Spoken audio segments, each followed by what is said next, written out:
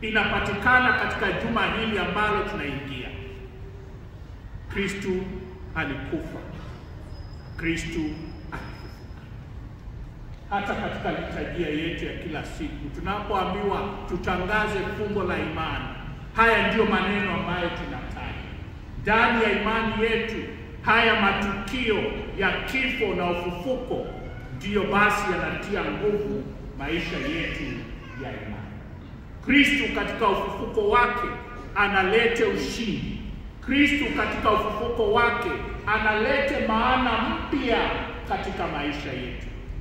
Kwa hivyo sisi ambao tumealikwa kushiriki pamoja naye, tuombe basi kila siku katika juma hili ikawa nafasi yetu ya kuweza kushiriki katika mpango wa Kristo, wa kumkubali Kristo atembee pamoja nasi.